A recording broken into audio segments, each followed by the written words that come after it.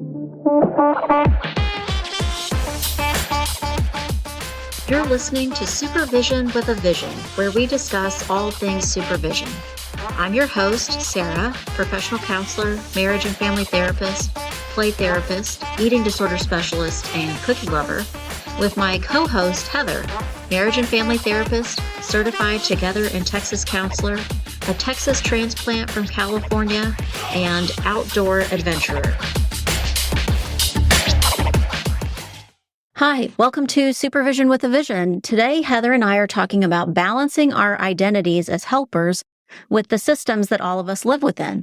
This week, we read Compromising Care, an Occupational Hazard for Counseling Leaders, published in Counseling Today 2022. Heather, the points made in this article, I think we had lots of ideas about, starting with compromising our identities. Yeah, I think as counselors, we get in positions sometimes where maybe we're going beyond our scope because we're so used to doing something for the betterment of what we think either our client or the clinic we work for or the establishment, that we can kind of lose sight of how to be most effective, how to be most helpful. Mm-hmm.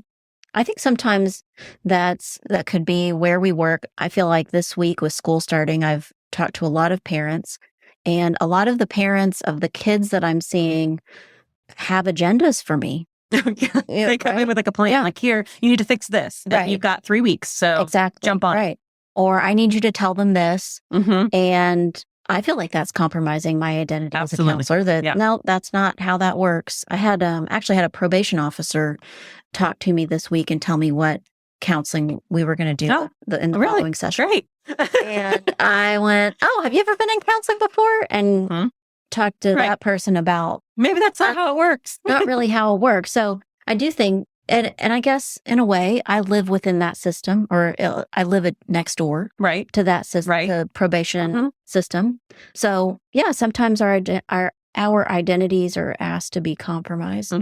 What do you do in those situations? If someone, a client, a parent, or maybe somebody else as somehow asking you to compromise your identity, what happens for you? I mean, I think for a moment, I just take a pause and figure out, like, okay, what's the true agenda here? Like, how much correction do I need to make of this? Is this something that I can just, like, a parent tells me what they want me to do with their teenager and I can go, okay, yeah, sure, and not really follow up on it? Or is it like I need to make the correction because it's valuable enough for either my client or the purposes of therapy or whatever to say, actually, hold off on your comments and I'll talk to your teenager first and then we'll reassess. Or, I kind of try to balance, where is that need the most important? That's a good point. I feel like I do that too.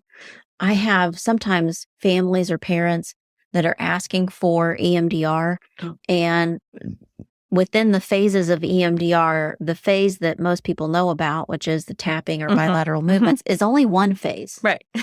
So what that's what they're expecting though, or that's what they think they're asking for. So if I'm working on a different phase, I might sometimes get a comment or feedback, well, when you start EMDR. Right. And you're like, oh, you didn't know. But I do think, like you, some of those comments I might kind of let go and continue in the process that I know. Other times, maybe a parent has said it to me a couple of times in a row, like a couple weeks in a row, like, well, we'll wait till you start EMDR. And then I will, it's come up more than once. And so then I may directly address, actually, we're working at this phase and, you don't always do all the phases, just 1, 2, 3, 4 straight through. You sometimes 1, 2, 3, 2, it goes back, so I might give them a little more information to help them with that. But you're right. Sometimes I just let it go. Right. Sometimes it's easier or more valuable because it's just creating more conflict. I think maybe I do that. I pick my battles based on who I have a relationship with. Oh, I would agree with that. I actually think that's very true. Yeah. Like the client. I'll probably address it with the client more quickly. Right. I want them to know what we're doing and trust me in the process. And so I'll address it pretty directly. But if it's like, I don't know, somebody's standing in line next to me at the grocery store and they just say something really goofy about counseling, I'll probably let it go. Yeah. That happens a lot for me. It does. A lot in my circle of kids at different ages, at different schools, at whatever. People make a lot of assumptions about what counseling is or about what oh, well, go ask Heather. She's a counselor. Like I have this like unspoken knowledge of something. I'm like, I have no idea. This is not, but they're somehow magical. Right. You're right. I'll usually correct the people that I know or the people, or I use it as a teaching tool and I'll be like, actually, that's kind of like for a social worker. And if you call this place, they'll have the best, insight for you on that. I mean, I usually at least have a referral in my head. But Yeah. The next point, Heather, in the article was compromising for different roles. So counselors are sometimes asked to compromise for a role. Right. Something I love about being a counselor is that there are so many roles that we can play. Well, it helps avoid being burnt out or being when you need to mix something up or learn something new, but all different ways. So this is a strength. Well, both of us think that this is a strength of being a counselor. When does it become difficult to balance how we see ourselves as helpers and then maybe the expectations of these different roles? Maybe. Or maybe when a role that's not maybe it's not permanent. Maybe you're doing a presentation for something. And maybe that presentation, you thought you had it down. And then as you get in the depths of it, it's going to take a lot more time and effort than you realize. Or maybe now all of a sudden 5 people want that presentation. It all of a sudden becomes a bigger monster. For me, it's always a time thing because I'm very, very aware of my time. So that's a big thing that I feel like I have to be careful of not compromising to jump too far into like presenter mode. Well, and then do you lose yourself as a helper if you're in presenter mode? Sometimes if it's taking up too much time. Or I can also kind of flip the script and say, well, I'm helping more people. I'm reaching I think the masses. Yeah, that's how I think about it. I think, what if maybe like thinking about a presentation, you've been asked to give a presentation and then they want you to present on medication. Right. And something like that. You're like, I don't really do that. So no. Right. That doesn't really fit or it wouldn't have. But maybe some people would have a hard time saying no. Right. And I think that is a pitfall, especially for any of our supervisees as they're kind of getting out into the world. They want to say yes to all the things. And people probably expect them to know because, hey, aren't you becoming a counselor? Don't you know everything? Yeah. I also think this happens in most counseling settings or jobs that when you're good at what you're doing, you're offered promotion. Right. The promotion isn't always in a directly helping role. So what if you've gone from a counselor to maybe a lead counselor that supports newer counselors. And then from there, they offer you maybe like the clinic director job. Right. And as a clinic director, do you see yourself in the same way as you did when you were a counselor? Right. Do you feel like you can do all of the same things, or do you feel like you have to give up some of the tasks? Or so in those kinds of situations, I know you've done that before. Yep. Did you see yourself differently as a helper? Did other people see you differently? I think definitely other people in my like family and things like that definitely saw me differently. Like, oh, why are you giving up counseling? Oh, well, I'm not. I didn't know I was. Right. I didn't know. I'm really not.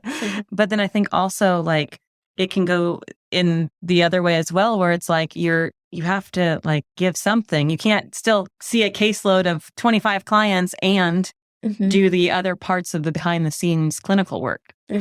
I see how many people could lose sight of themselves being a helper if the thing that they're doing is like, I don't know, coordinating building maintenance. Right. I call it the back end, right? Yeah. Like the other stuff. The stuff that has to happen. But I think you could do that with the same kind of heart and the same intent as helping. Yes.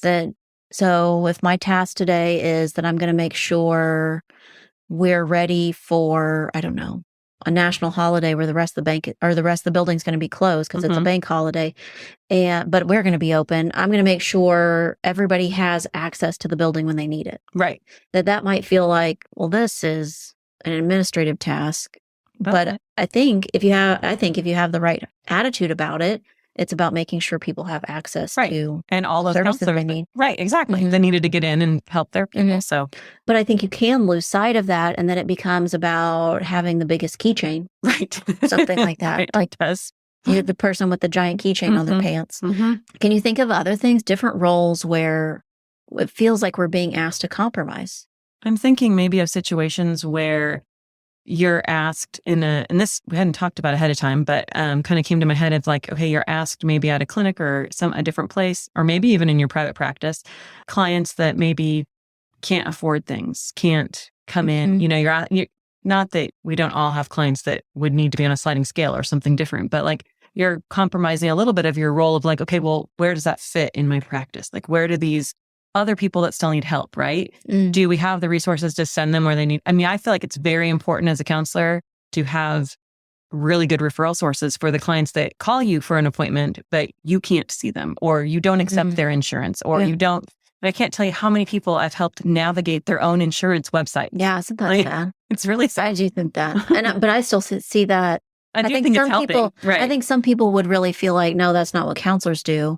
Or maybe, I don't know, if I have to make phone calls to insurance companies, I can get really angry. You're like, come on, can we just get on the phone and get this over with? It's not my favorite thing to do. But I do think that it's a big, important part of what we can do. You just have to learn to do it, right? Yeah. Like I think the first few times that I had to reach out to get other resources or deal with an insurance company, I was like, this cannot be like so hard. I want to just help people. Yeah. But after you kind of get down what just push 7 and get to the right person, then it's a lot better.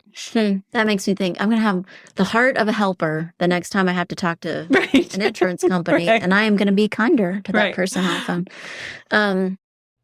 I think, we're talking about the money side of things, which is kind of the next thing that we're going to step into, but I think that can be tricky too as a counselor, how we see ourselves in the relationship that counselors have with money. But I think that it's a personal decision and it's personal how each person gets to the decision, how they navigate their relationship with the business side of things. Yes. And I think that is, you can be really great at it and you can be really bad at it. And there are people that are just more skilled to do it. I'm in a practice, although it's my private practice, I share suite with 4 other people, and we all have kind of a role to play within how we handle our practice, which is helpful. But in doing so, it's how like one of us can raise rates and the other one may not. And one of us may decide to do more training on some specific thing and one of us may not. And so a little bit of it is on like, how do you navigate those steps in, well, my partner next door to me just raised her rates by $20 a patient. Should I be raising my rate? Like, Yeah. So, and that is a system that some people live in. Yeah. We talked a little bit about related to the business end of being a counselor, that some young counselors, when they, maybe even before you might call them a counselor, when they've just started school, have an idea of what it means to be a counselor. They start out and they think, maybe some of them think they're not ever going to make very much money, or they picture what being a counselor looks like day to day. And I was kind of teasing or joking and saying, I've had students that envisioned some version of Fraser Crane. Right. And that's what they thought a counselor was like. And so sometimes our identities shift or adjust. Right. Because we see what the reality of it really is. But then sometimes also the systems that we live in might shift or adjust that also. Absolutely. Yeah. So our last point in the article, compromising values, or we added our value because we were talking about making money in the business side of being a counselor. So when are there times when we are asked to compromise our values, and maybe that also sometimes affects our value? Right. I think in looking at, people have different ideas about what counselors do or how they operate, right? So do we sit in a room all day and listen to people talk? Well, I mean, yes, that's part of our job, but that doesn't mean that we have any like value system set up around it. Most people that go into helping professions are going into it because there is something about it that benefits them as well. When you search out people that become nurses, doctors, counselors, pastors, all those kind of things, they're in a helping role and they have value for themselves in that role. Like they've probably always have been a helper. They've probably always been on that end of things. When you get into the work and you start doing the work, even at the very beginning, you may not realize that, oh, private practice sounds lovely. It's a lot of work behind the scenes that you're going to be doing on your own. You might be compromising what you think is like your dream job. Do you think I think that sounds like the roles that we play or the roles that we can play. I think they kind of mesh. Yeah. Where do our values interact with the decision to be in private practice? I think they do. I don't know how to define it. think they do. I think, well, if we look at things from maybe a different perspective of like maybe ethics and morals. And so if you know a client coming in with a presenting issue and you're like, oh, they need this like specialist, or, oh, I know that I have too many things in my background, so I'm not going to work with a client with this. I think that is something where we have to make the decision, because if you were to see them, you'd be compromising something for yourself. Okay. You'd be hurting yourself in the process. Something that's changing for us in our state right now, they've changed so many things. It's been a landslide. I do feel like, to me, I feel like those changes for different reasons made sense to the people making the changes, but they have the potential to affect our value system. Absolutely. And then a lot of the chatter around it is that people feel like it affects their value, right? Their money. But maybe an example could be, you and I have talked about, and not until recently, could LPCs start a private practice right out of school? Oh, that's been true for LMFTs for a long time. Right. And people have strong opinions about that. And they felt like they were compromising their values. Right. Whereas the students who were just leaving school, they definitely felt like it compromised their value. Yep. Because their ability to make money or their potential to make money was decreased by not being allowed to start a private practice right away. So there's, different sides of that. So I think a lot of those kinds of changes for us have maybe affect how we feel our values are affected. I definitely think that's true. Can you think of any others that maybe some changes that have recently happened that feel like, I don't want to go too political, but I feel like some of the things that they've asked counselors lately to do gets tied up in what you would think is the right decision, like what your own personal values would tell you is the right. What if, now there's not a law like this in Texas, but there is a law similar to this in a couple other states in the United States, that if the client is someone that, and I'm paraphrasing, so these aren't the exact words, if the client is someone that lives a lifestyle that you disagree with based on your values, that you have the ability to turn them away as a client. And there are some people who think that that is unethical to turn away a client. Right. And I think that some people, even if we're not thinking about a specific lifestyle choice, but maybe it fits their values that I can't be the best counselor for you if I have a strong opinion about something that you're doing. Right. So in that way, the systems that we're involved in, the laws that affect how we practice, then affect how our values play out. Yeah. How they play out in the workforce, like in your choice.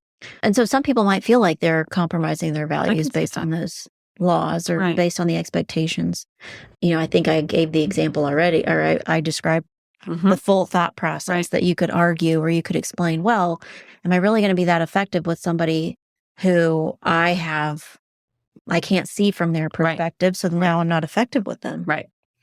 I can understand that. That's a great example, actually, of both sides of the coin. Do you think those things compromise our potential to make money? Maybe. And I don't know. Before we started, the example that we came up with was insurance. Oh, yeah, that's right. So I think then that does have the potential to affect our values and our potential to make money. That maybe an example of the way insurance affects us is that they determine a specific billing code that can be used. And so someone might say, well, that's, limiting me and compromising my values. And so I can't do what I want to do in counseling.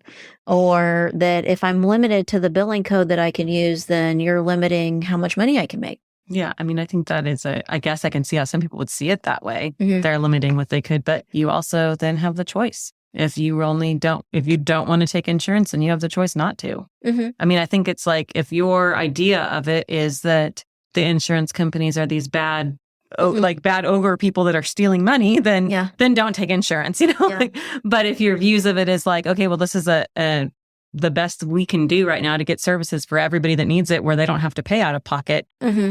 I think partly, or something that we talked about, was that insurance companies do have accountability. They create accountability but they are not providing so much oversight that you still within your sessions aren't able to be the type of helper that you are, that you are effective as. So an insurance company might tell you this is the billing code you can use, but they're certainly not telling you what kind of therapy to use. Oh, yeah. They're not saying you can only use CBT if you use this billing. It's not like that. Right. So they're saying, it's much more general than that. Mm-hmm. Yeah. That a billing code might mean you're doing individual therapy for an hour. Right. Versus individual therapy for 30 minutes. Mm-hmm. And the reason that insurance companies care about that is the money. Right. They determine. But that shouldn't really determine how you are as a counselor. It shouldn't really affect you being a helper. Right. Right. And if the insurance company is only going to cover, say, 30 minutes a week, and you know that this client needs more than that, then you can always advocate for your client. Mm-hmm. I've had plenty of experience where I've had to say, like, actually, this client, this really doesn't need to be. So you're saying maybe you could look at them like a set of rules, but they don't have to be a set of rules. They could be a set of guidelines. Right. Like, this is what they're expecting, but they're not in session with the client. Yeah. You can just, And that there's still room to advocate or request things from the insurance company that might not be their standard, but it doesn't mean that they couldn't do it. Right. So, I think that's like a happy note to end on. Okay. That it does feel like that to us sometimes that our identities are compromised. And it does feel like we are kind of committed or stuck in these in these systems that we live in, but that we just said sometimes those systems are more flexible than we think they are. Right. That there's a little more room to grow or bend or wiggle, and sometimes all you have to do is ask. Yep. Very true. Yeah. Thanks today for listening to Supervision with a Vision. You've been listening to Supervision with a Vision. Head on over to iTunes to subscribe, rate, and leave a review. Be sure to check us out on Facebook and Instagram at Therapy Academy to join the conversation and get show notes. We'll be back next week with more Supervision with a Vision.